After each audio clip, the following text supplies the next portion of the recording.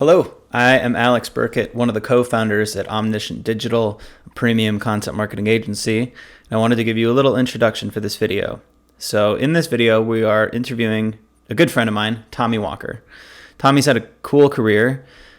He's one of my mentors. So Tommy, as you'll hear in this interview, he started out not in content marketing, not in marketing, and was propelled into it by getting fired for a pair of pants, which we'll cover in this interview. It's a fascinating story. He went on from that experience to consulting and writing tons and tons of articles on a freelance basis to basically parlaying that into his role at CXL, which is how I know him. He was the editor-in-chief at CXL before I joined and taught me pretty much everything I know about content operations, editorial guidelines, editorial calendars, how to manage freelance writers, all of that stuff, which we'll cover in this interview. And then Tommy went from CXL to Shopify, where he was the global editor-in-chief of the Shopify Plus blog. And then he moved from there to Intuit QuickBooks, where he was the global editor-in-chief, managing a huge team of both in-house and freelance writers. And now he's running his own content consultancy, and we'll talk about that as well.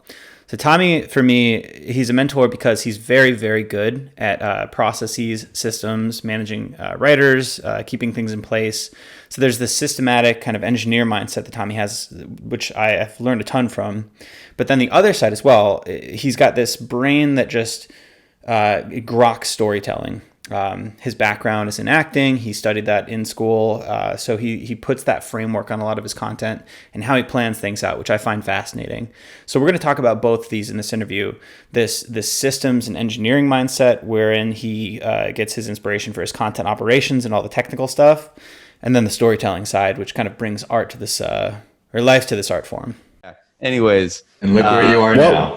Right. What was the pants thing? Like, did you, I know you got fired for a pair of pants, but why? That's what I was just talking about. So within the span of 24 hours, I had gotten into a car accident, had locked myself out of my house, and there was also a wicked ice storm that had blackout conditions for 2 weeks. So I was washing my hair in bathrooms, in the gas station bathroom sinks. And after the car accident, I didn't have my work uniform, and I was selling cell phones at a major retailer at the time. I didn't have my work uniform, so I went into work and had told the manager on duty, hey, these are all the different things that had happened in the last 24 hours. It was crazy. And it was 2009, so Wii's were super popular. And nobody was getting them in at the time, so he just had Wii's on the brain and was yeah, okay, cool, we have Wii's. And I was like, sweet. So I went and I borrowed an outfit off the floor, the sales floor, and sold a whole shitload of stuff, outsold everybody in the district because, that's just what I do. At the end of the day, I returned the pants and I bought the sweater that I had borrowed. And I forgot my cell phone in the pants. So I called back and I basically said, you need to get my cell phone. I came back, I got it from HR. And then 2 weeks later, the manager on duty, the different manager on duty, the head manager came up and he was like, give us your walkie-talkie and your keys. You're suspended. And suspended was just code for being fired. So that was it. Wow. And I protested at the time because it was a $12 an hour job, and those are the only $12 I could get, right? And I was living in a boarding house, and my laptop was broken, and all of this other stuff, and I protested. I was like, but I didn't steal anything. They're like, yeah, we know. We watched the security tapes. We know you didn't steal anything. I was like, so why am I getting fired? And they're like, well, it just looks sketchy. So. The one time I'd been working since I was 13. So I had a job at a greenhouse when I was 13 and just worked my ass off for years. And that was the first time I'd ever gotten fired. And I was like, you know what? This is the stupidest reason I could ever possibly be fired. So I'm just going to start working for myself after this. Oh my gosh. I will never get fired over a pair of pants or some stupid shit like that ever again. Never. So I think we should just enter the interview this. This is a great segue into how did you go from that to CXL? Like, what was your path into content? Oh God, You went from like getting fired over a pair of pants. Like, what happened next? Yeah. So I got my first client within 2 weeks. I was studying. I was in internet marketing a couple of years prior to that. I got recruited from a gas station into a tech startup in the area. And okay, so, we got to pause there. How does a conversation start in a gas station for you to join a tech startup? So that's a great question. My attitude, like we can just keep going backwards. I had graduated from a film conservatory when I was, that's where I went to college. And I moved home and I knew everything. So I got kicked out of my house and I was sleeping on my buddy's couch and the gas station was across the street. I had no car, like no prospect. I wasn't cool at all. I wasn't nearly as cool as I thought I was. But I worked at the gas station, but my outlook was always like, this is the only opportunity that I will ever have to meet every single type of person there is out there, because everybody needs gas. Like, not everybody's going to show up at a Target or a Walmart. Not everybody's going to, like, this is the only opportunity I will meet everybody from every walk of life. And how hard is the job itself, right? Except for like sweep and mop floors, stock the cooler, make sure the coffee's stocked, and know everybody's cigarette order. So like I took that sort of attitude of like, let's just get to know everybody and be myself, essentially show my personality. I've always been this kind of guy, at least this level of energy and passion. And if I want something, like I decided I wanted to do music videos because I had that film background, and I just started talking to people about wanting to do that. And they somebody had a band, and I followed them around for a summer and made a music video. It was great. But one of my regular customers, he came in and he was like half in the bag one night. I knew his beer order, so I just made sure. I knew the time he came in, so I just made sure it was there for him. And he was like, you know what? You have a really great personality, and I think you would do really well at the place. And you should come in and try to get hired. So I went in and I talked to the sales manager. I did not get hired at that point, but I went back in when the sales manager changed. And I got the job, and I failed into marketing because I was sucked at asking for credit card numbers, right? It was it was a call center essentially. People were buying and selling timeshare spots to sell their timeshare. So I was selling intangible space for intangible property. That was the way I like to put it. So I failed into that. They said, you know what? We know you work hard. Move over to the marketing department, see how you do there. You've got 2 weeks until you make your own money. I made my own money within the first week based on the pay structure that they had. The company, I felt like, really lost its way over the course of the year that I was there. It went from a $1 million a year company to a $5 million a year company. And I was one of like 5 people in the marketing department, 3 or 5 people. It kind of grew. And I said, you know what? I can't be a part of this. I'm going to go make music videos. Turns out like local musicians, local bands don't have money. So that wasn't really a great career path. So I ended up back at the gas station to cell phones, from cell phones to pants.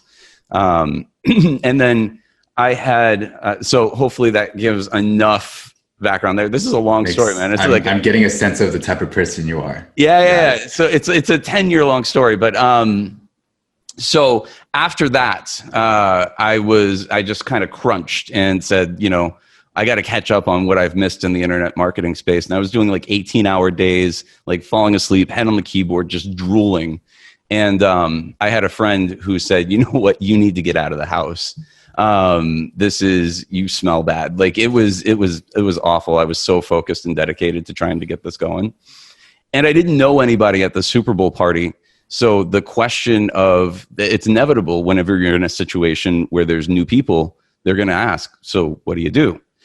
And I had no other choice. I could say like, oh, I was working on a cell phone job and I got fired over a pair of pants, whatever. It was stupid. It was a stupid reason to get fired. But I told that story kind of like I'm telling it to you now because it's so ridiculous. And I said, I'm thinking about running my own thing, getting back in internet marketing, all this stuff. And one of the guys there, his name was Hans. He said, I have a friend who does websites. And that's always like a really dubious, like you guys know, right? But I was like, I have no other prospects. So I met the guy. It turns out he didn't do websites. He built technology. He was one of like the first people doing geofencing and like encrypted Wi-Fi and all this other stuff. So I did some SEO link building stuff for his Ruby on Rails recruiting site, and just built out a recruiting practice or a consulting practice from there. A few years go by, and I have a client that kind of falls through some of those. I wasn't getting paid on time is essentially what that comes down to. So I fired the client. I had no reason to fire the client. My car was broken. My wife was pregnant with our second kid. Like there was so many other circumstances that said firing this client is a bad idea right now. And I had been working for myself for about 4 years at that point. So like even Home Depot doing lead setting appointments, right? They wouldn't hire me. I couldn't get a job cold calling because they thought that I wouldn't be, listening to the man. So I said, I've got no other choice but to blog for dollars. And so that's how I ended up meeting Pep. I was looking at the ProBlogger job board. I was scouring that. That Conversion XL looked like it was the first one that really kind of made sense. This guy named Peep was looking for someone to write articles. So it was like $200 an article at the time. And I wrote the first one and it got rejected. So I had no other choice but to write another one. He sent that one he recommended me to folks over at Smashing Magazine. So like I got to do that one. And then I started writing other articles for him. And then that turned into, what else did that turn into? Unbounce was one, Crazy Egg was one. Like it started to create this flywheel of other sites that I was getting to write for. And what would have looked like to most people like, oh, somebody trying to get their name out and like get a buzz going and everything. I was like, okay, so 2 articles is the oil bill, 3 articles is the rent, like, and I was really looking at it from that very transactional perspective and just trying to like get as much work out as possible with as few edits as possible because I just didn't have time for that. And then Pep at the end of the year had said, congratulations, you had the number 1 and number 5th or number 6 most trafficked articles on the site. And I said, congratulations, you have a full-time editor now. Let's talk flat rate salary because I just couldn't do it the way that I was doing it anymore. So yeah, that's how I got to Conversion XL, Alex. It's a long story, but that's awesome. How did you so you were busting ass on like doing all these guest posts and like freelance writing. And like that's kind of a hustler's mentality. But then you joined CXL, and I'm not sure like what the process was there. But when I met you, you had this very I don't know, I would call it like a systems or process mindset. Like you built kind of like these interesting ways to like work with freelancers, your editorial guidelines and standards, like you had all these things processed. Like how did that mindset change through the time at CXL from like, all right, I've got to write from like dawn until dusk for 18 hours a day just to pay the rent, to like building a bigger system than just yourself? Yeah, well, I was still writing on the side there. So, because, I was getting paid so much and it was good, but it wasn't enough, right? Like I still had to make more money. And the thing is before I came along, it was really just Pep contributing to the thing. But I started bringing in more guest bloggers and things like that. And I had sort of discovered like, if I'm trying to manage all of this stuff through email, all of these submissions from the job that pays me the steady income, if I'm getting all of those, plus the system or like the other guest posts that I'm writing and this sort of back and forth, if I don't have a system to manage all this, if I'm trying to just manage all of my images, right, just look at this on a micro level, any images that I'm inserting into these posts, if I'm trying to do that out of the downloads folder, but I don't know which blog post these are supposed to go into because I'm balancing, 5 at a time. I got to come up with a file system. My wife was the one who recommended that. She was like, you got to come up with a file system for yourself. So I did that. And then after that, it was like, okay, well now we've got, because you're talking about the Trello process that I had put together I had said, okay, well, if we're going to be taking in like Conversion XL, when I got there, I didn't realize the impact that I had being the editor and seeing how much it had grown because I didn't have access to the analytics at first. Once I did, I was like, oh shit, this is growing like exponential. Can I say bad words here? Yeah, totally. Okay, cool. So I'm like, oh shit, like this is grown a lot, and we were getting a lot more buzz, more attention. And I said, I can't manage all of this through my email and then everything else. So let's have a process, that basically moves things from left to right, from idea to in production to review to, the process. And if I have this volume of stuff, then I can also manage my own work a lot simpler because I have this stuff all in the same place, and I have this one visual system that allows me to keep track of it all. So for me, it's always been just a matter of things being built organically out of necessity, because as the volume increases, as the contributors start, doing their thing more regularly, because we started bringing on more regular authors too, like Oit, and a few others, we needed to have a system to keep all of that in place. And then the other thing that I wanted to bring in, and this really evolved once I moved to Shopify, was I wanted our contributors to have visibility into each other's work too, so we could start to have a cohesive narrative across all of the things. Because as a guest blogger, one of the things I hated the most was pitching something and having it accepted and then having somebody else pitch the same thing and knowing that there was now a duplicate of that, or I could have built off of something somebody else did, because the relationship with myself and the editor was always one-to-one, not one-to-many. So that was one of the things that I eventually evolved to once I moved past Conversion XL. But yeah. What did it That's look a lot like of talking. I mean, it's all good stuff. What did it look like to start implementing a process? I think sometimes when people are thinking about implementing process, they're thinking about like, what's the perfect thing to implement immediately? And I imagine you had to iterate as you went.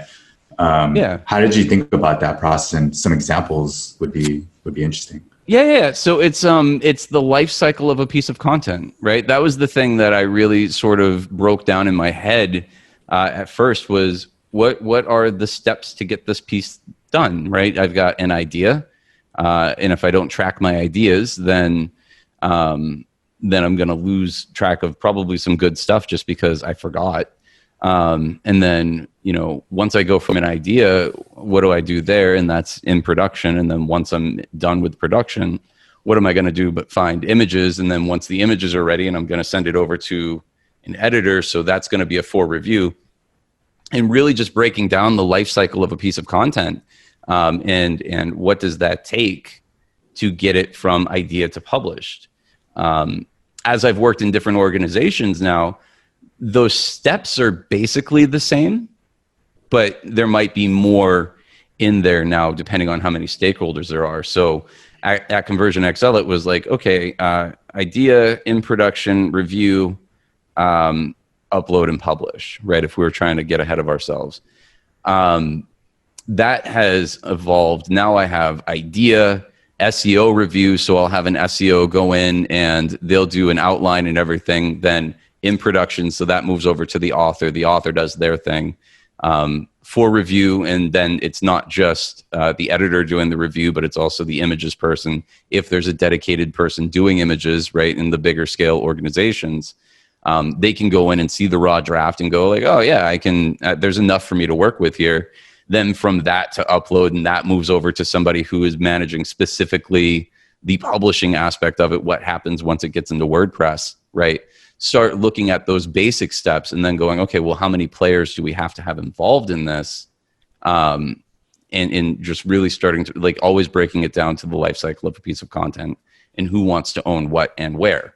So that's really how that's evolved. And then from that status, that sort of status thing, okay, now let's look at the due dates that are involved. What else can we put in the upfront part of the process? So Alex, you remember seeing, I had a whole boatload of automations in Trello that was saying, title tag and, having all of the sort of upfront stuff that we know would make a good piece that could then, if it ever got passed off to somebody else, they could take all of that information and move it into the next stage. So, and yeah, I mean, that's the basics of it, right? Is like, how do I move the piece of content from left to right?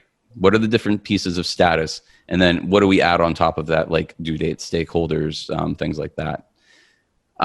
What that eventually evolved into for me is going, okay, well, now there's a bunch of manual tasks that are involved with this, even pressing a button or dragging a card, right? In Trello, I now use Airtable, and I am bullish on Airtable. So I will just plug them as many times as possible. But the idea is,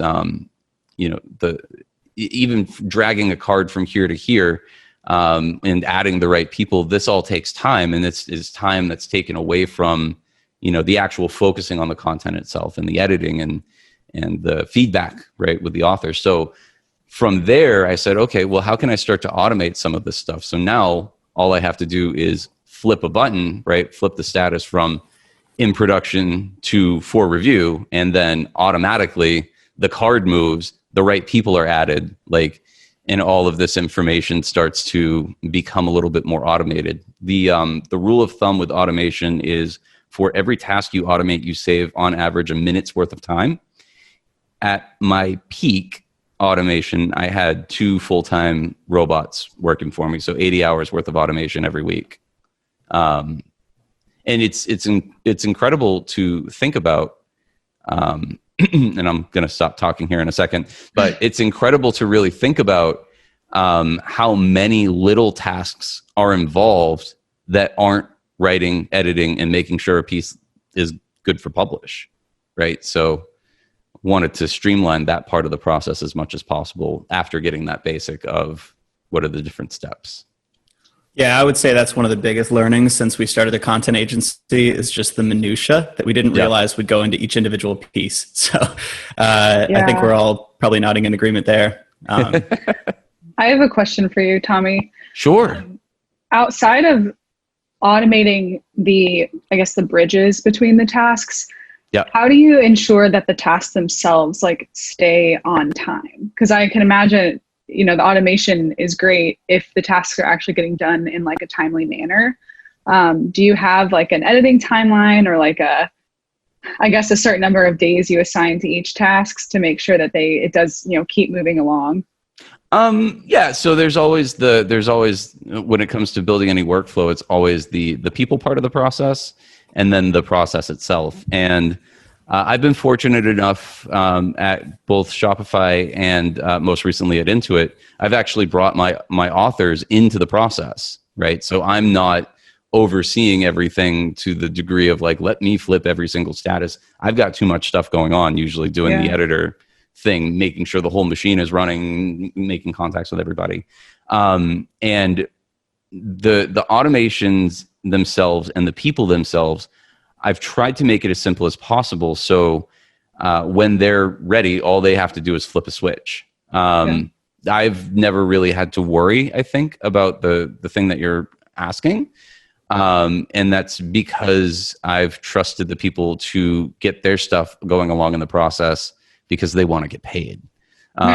Is essentially what it breaks down to is they want to know that I'm going to review the content as fast as possible. And the other part about that is some of the automations that I've had in place, it's not just, okay, flip this thing over and then it's there. It's flip this thing over and then whatever editor is assigned to this, right? When I start working with multiple editors, whatever editor is assigned to this, they're going to get a Slack notification as soon as it comes in.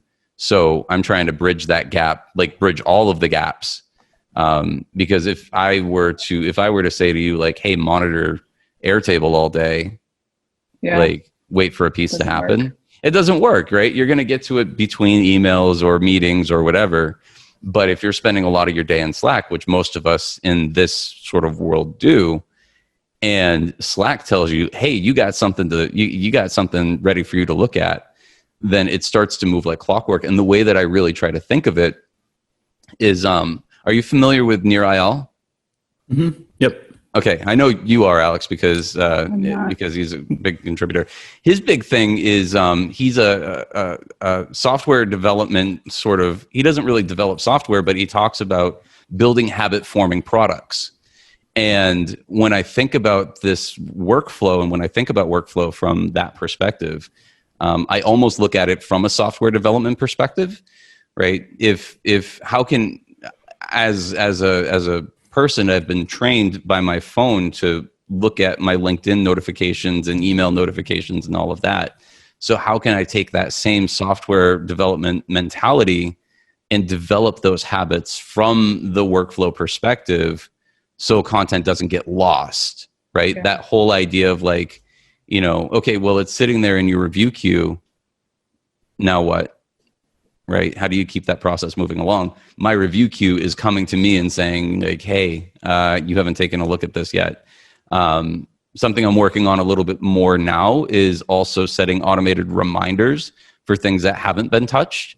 So once it hasn't, if the status of that piece hasn't changed within a reasonable amount of time, we'll say 3 or 4 days, then you'll get another notification saying like, you're overdue, like catch up. Yeah. So as an editor, as the editor-in-chief, as the guy who's trying to oversee the whole thing and build out the publication as a whole, I want that workflow process and I want the people involved to be in that habit without it also becoming something that is cumbersome, right? I don't, really trying to think about it as a habit-forming thing because everybody here is a professional. So, yeah. I have another question on that human side. But yeah, so the system sounds like, if I could sum up, it's like nudges and incentives for the people within the system. And then for you, it's sort of like visibility over the whole thing. Yeah. And that to me, I'm going to drop a little heavy-handed compliment to you on this one too. So this is like, this is your engineer's mindset. Like you have a very like systems engineering, like a product manager's mindset towards a lot of this stuff. But the reason I followed you and the reason I like your work is because you've got this other side that's very like almost like artistic, like perfectionist. Like you really give a damn about the work. And I actually really respect people in general who like care about what they're doing. So there's this like qualitative, like almost perfectionist side too. And you can disagree with that if you want, but that's how I see it. So you've got this engineer side for the systems. How do you maintain that sort of perfection? Not perfection, that's the wrong word for it. But like, how do you maintain like high quality that you really, you can be happy about at the end of the day in each node of that system within the program? Yeah. No, that's a great question. So I didn't start with an engineer's mindset, right? That I got to make that clear. I was always very good. I grew up as an actor, right? I spent 10 years as an actor. It was all creative. It was all script analysis and feedback and like having directors tell you suck, and like that feedback level that you're talking about was born out of different critiques of performance, right? One of the things that they would say in acting school is, and I hate even calling it acting school, film conservatory, there we go, is if we catch you acting, you suck, right? Like what's the subcontext, the subtext between things, what are you saying without saying, all of that stuff. That was where I sort of, that was my base. So that's the giving a damn about the content. The engineer side of things was frustration. It was just born out of frustration of not being able to do that other part that I love, right? I really love being able to pull the best out of the people I work with and help them flex and grow. So that level of like editorial feedback, I deeply care about that. And I think it shows, I hope it shows through the work that I've been responsible for through both my personal work, but also the people I work with. But it was just born out of frustration. And as it was happening, right, I could feel the synapses firing, right? Like you have that exhaustion in your head. I could feel the pump, if you will. And it's since gotten easier, but it was definitely not a part of my brain that I was used to. And I'm glad at this point, it actually looks like, these are two things that were, one came before the other. It was not the case. So Yeah, and I'm still learning. I'm always learning. Like now, one of the things I'm working on with the workflow stuff is, and I'm trying to find a developer to help me do this, but doing automated keyword research within Airtable by doing connecting the APIs from Ahrefs into there, and then having a big old keyword list. From a multi-property perspective, something like that is one of the biggest challenges within large organizations is who owns the keyword, right? Does the blog team own the keyword? Does the SEO team own the keyword? We're going to do it on a product page. Having that big old keyword list, I can now assign, we can have that debate and have it up front as to who can actually own the keyword. So like this engineer mindset has become a muscle, but it's always in service to getting the right work done. And the only reason I ever thought about that is because our SEOs at QuickBooks were like, hey, you guys wrote a blog post on a landing page that we're trying to do, and we got to take the blog post down. I'm like, no. They win because the transactional pages make more money, but it's like, okay, well, how do we solve that problem instead of just going like, all right, well, I guess we're just going to argue about keywords afterwards. Like, well, no, the challenge here is visibility. How can we each have visibility into the stuff that we're working? You have a big old keyword list. I have a big old keyword list. Let's put these things together and then, have a debate and do it Game of Thrones style as to who owns what. So. First off, with the keyword thing, I feel like we're probably going to steal that or like that idea. I saw Ali and David nodding there. I saw that integration tweet thing yesterday. Back off. No, I'm just Did kidding. you ever find someone to help you develop that? No, it's a brand new idea. It's a brand new thing. So it's patented. I submitted it for copyright already, and nobody's allowed to do it. Right. No, I can. If you guys know people who can do the API connection, I'd love to hook up there.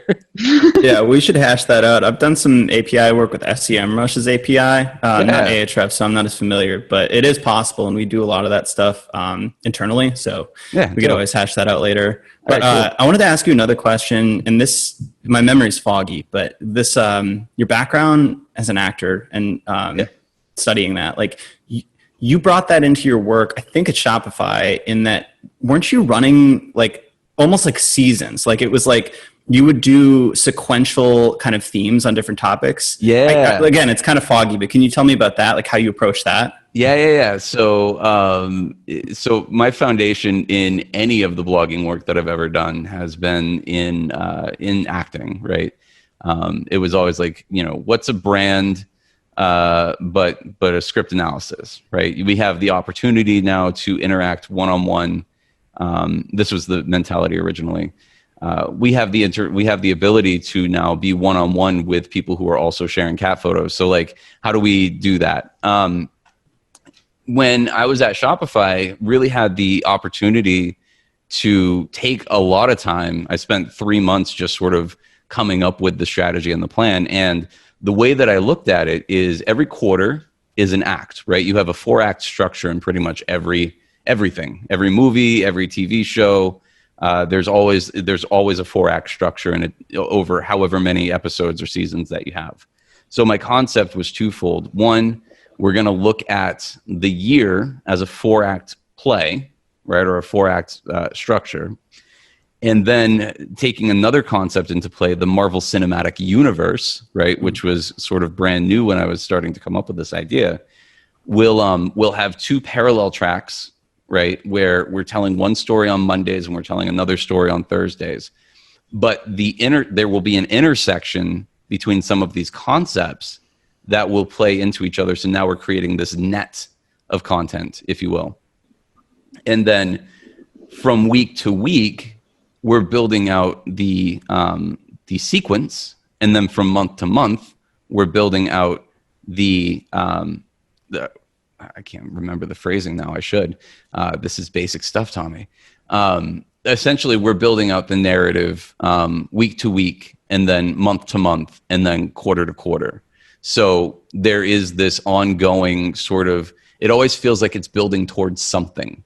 And that's one of the things that I feel like a lot of blogs in general, a lot of publications in general, kind of miss, right? It's not, it's a repository of articles, in a lot of cases, or a repository of videos, but that feeling, right? Whether or not you're reading from the beginning, whether or not it even looks like there's a starting point, that feeling of there's something more happening here is what brings people to return, right? That's where you get more of your direct traffic from. That's where you get more of your return visitors from. And to me, return traffic is actually probably the most important thing, especially in high value B2B sales, because if you're only going after those net new, and a lot of SEO search people want to get the new traffic, right?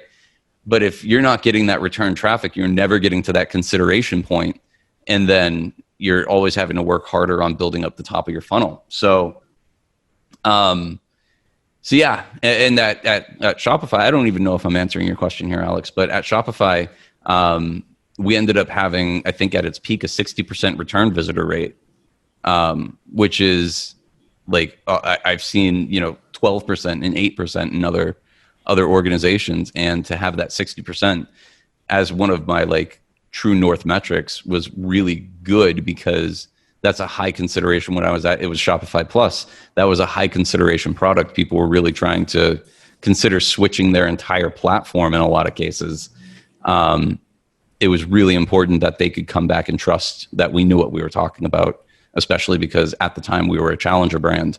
And it was, I have to feel like as the first marketing hire, that played a huge role in that, because there always felt like there was something more coming, or something more that you missed, right?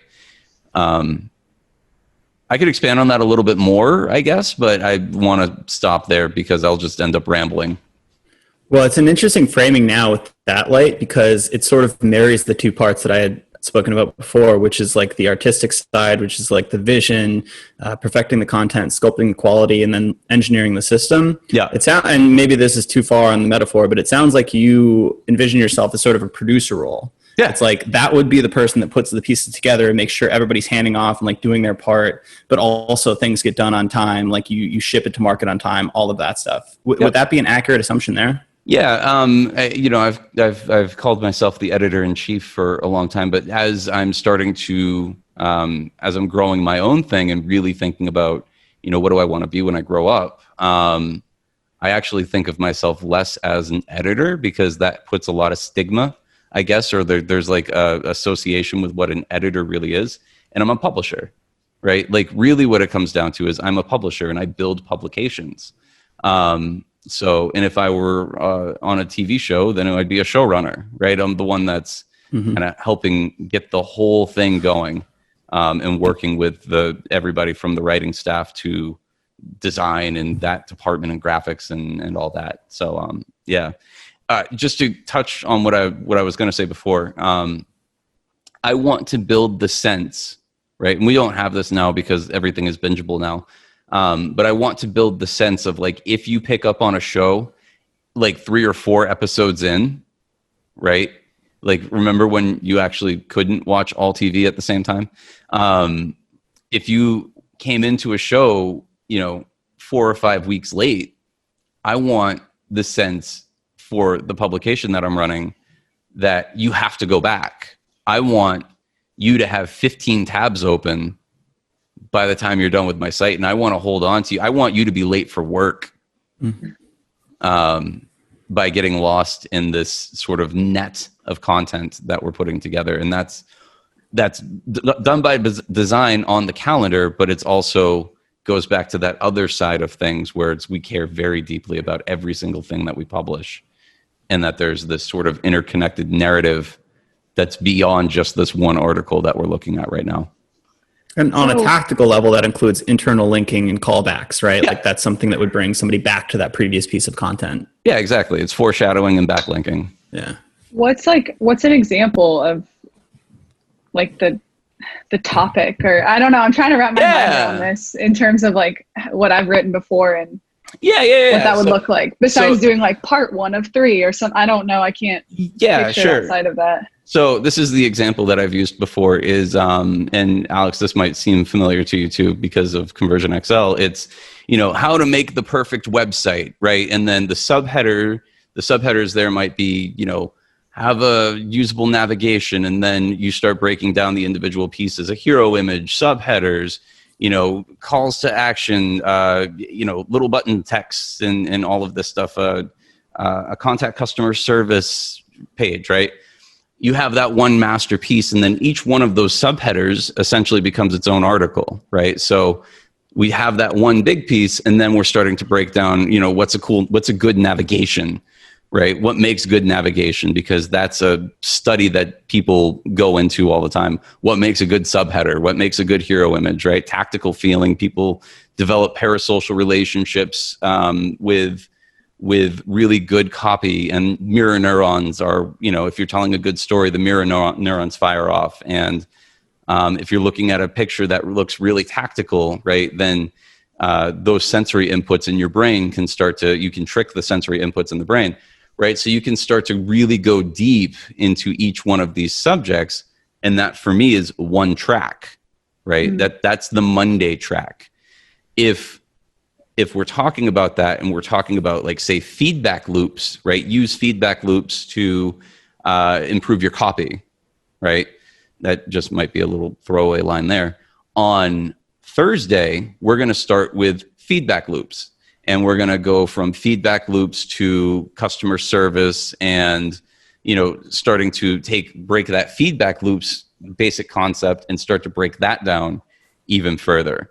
So then when we tie it all up at the end, we're talking about how do you build the perfect website, right? Mm-hmm. Like, and not just how do you build the perfect website, how do you build the perfect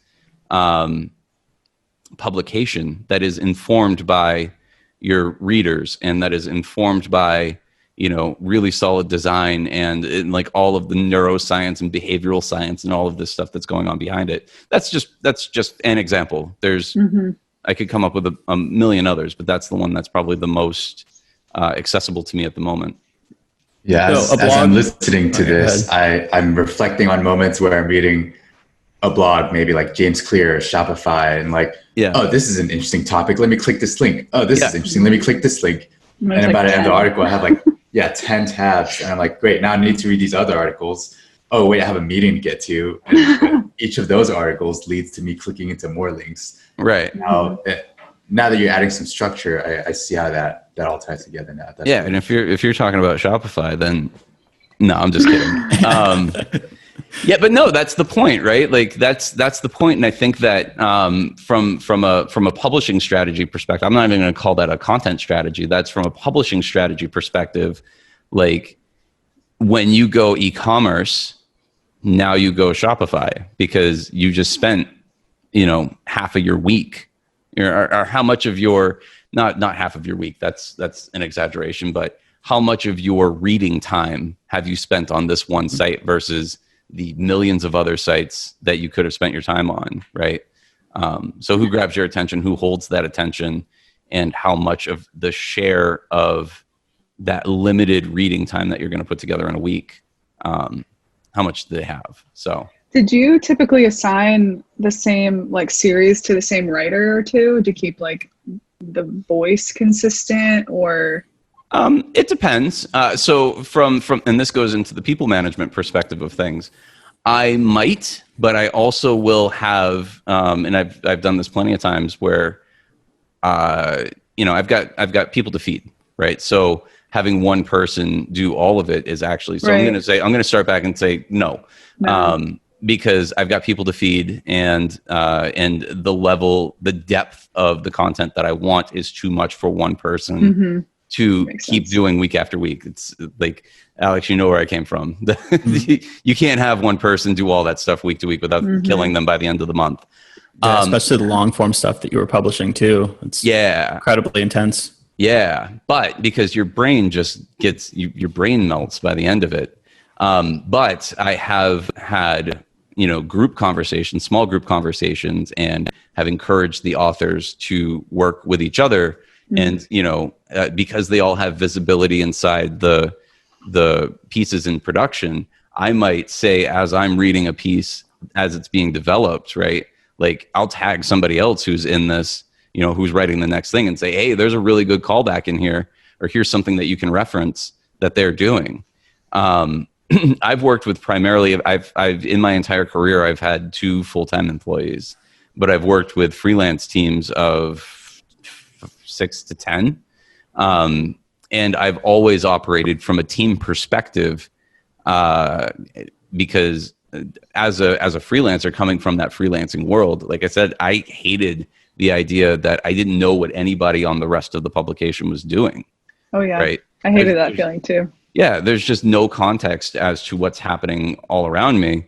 And therefore I only have my own little bubble and frame of reference. So by encouraging the team to work with each other, and sometimes I've doubled authors up on a piece too. Like this happened a lot at QuickBooks, where I had an author who was Ken Boyd. I'm going to shout him out. Ken Boyd, who was one of the authors of several Accounting for Dummies books. He would write a lot of the accounting stuff. Like it just makes sense. And then I'd have Eric Carter, who was the in-house legal counsel for a major multinational corporation. A lot of those things would go hand in hand, accounting and lawyering. Attorneying? Lawyering. Lawyering works. Lawyering, sure. And like setting up businesses and stuff like that. So I would have them work together on pieces, and they get to develop that relationship with each other. And in some cases, I don't know if this is the case for them, but in some cases it helps them build out their network, and it extends beyond just the work that we're doing together. And like, I care really deeply about the people that I work with. And I'm fortunate that I've been able to work with companies that just bankroll people who are incredibly talented, and that I get to work with and help them develop that work. So, yeah. I have some non-content marketing related questions, some rapid fire things, unless Allie and David have more questions here. But otherwise, we could jump into the fun questions. Yeah. Well, actually, I have 2 sections here. I can go longer too if you want to. So. Oh yeah, for sure. Yeah, I think I have a hard stop, but yeah, we should be able to get through these, and then we can always do a follow up.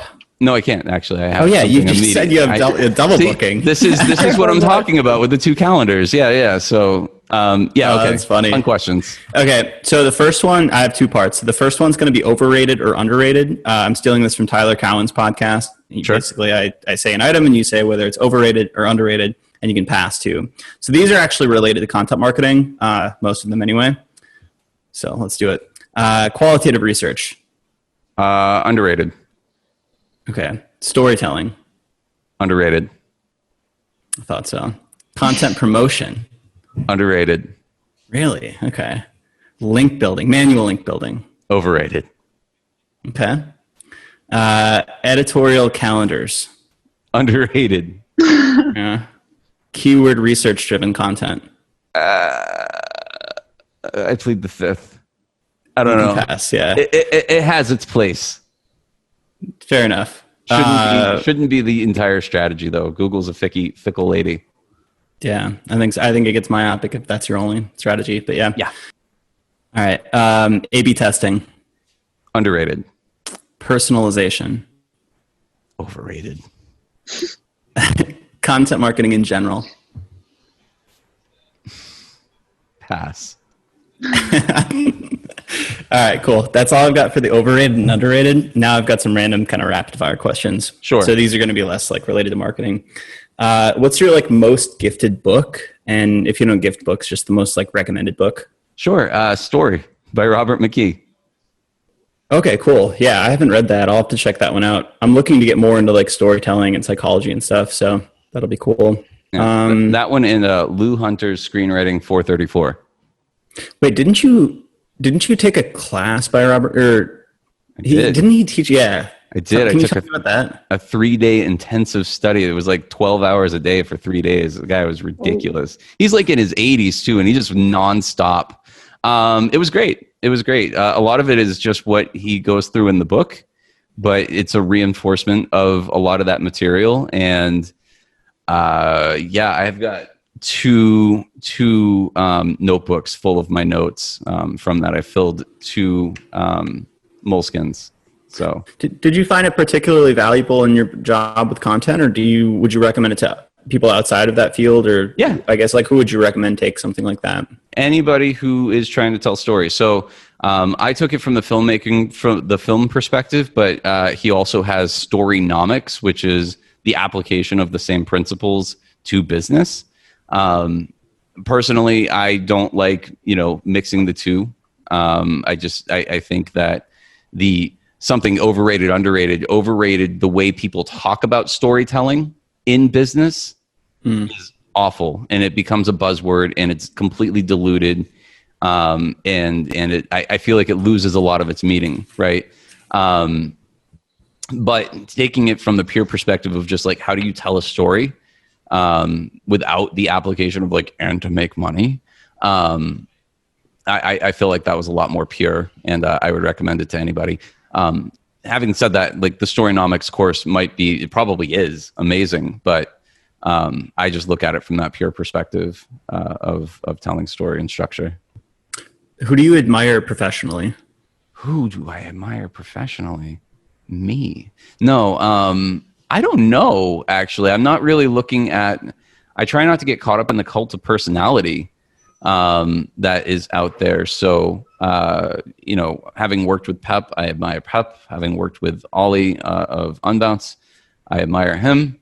I admire... Who else do I admire? I admire the work more than I admire the people. Cool. At the end of the day, like, most people don't care about the bylines, which is a really like nihilistic thing to say. But yeah, like I said, like when I was doing my guest blogging stint, it was so I could pay my oil bill. It wasn't to get my name out there. Right. So, it was a nice byproduct, but try not to get caught up in the people, just the work. You didn't write 30,000 words for exposure? No, God, no. I wrote 30,000 words so I could get out of debt and put my car back on the road and make sure my family could eat. Because at that time, my engine in my car was blown, so I couldn't go anywhere. It was a matter of being able to go to the grocery store autonomously. So valid reason to write content for sure. Yeah. What's your favorite blog right now? I'm really into The Hustle, and I'm getting back into Founder. Honestly, I don't read a lot of blogs. I'm a lot of heads downtime, and I'm finding that blogs in general are giving way to newsletters. I agree. Yeah, we were talking about that on Twitter.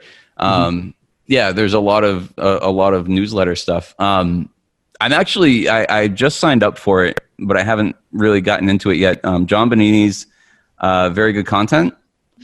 We were just talking about that literally right before this. Yeah. So I haven't started reading it yet, but the stuff he's putting out on LinkedIn is pretty incredible. And then Eddie Schleier, am I saying his name right? The stuff he's doing that was some good content. And then Eddie's is very good content or something like that. If I want to admire, I want to be Eddie when I grow up. So, there we go. I think that's a better answer. Cool. I like that answer. And in order for us to get to our next meetings, we can wrap up here. So thank you very much for talking to us. And I guess, do you have any final words you want to say, or like where to find you online, like that kind of thing?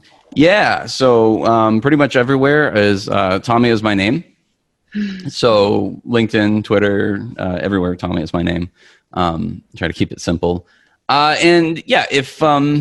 If parting words would be, tell a story. Think about this stuff from a much bigger perspective than just putting out individual pieces of content. There's so much more to it. Have a vision and really drive towards that vision more than the tactical stuff in my mind, because it's the vision that gets people bought in, than whether or not you're writing a article about, how 1-star or how reviews are good for your business. Like, have a vision.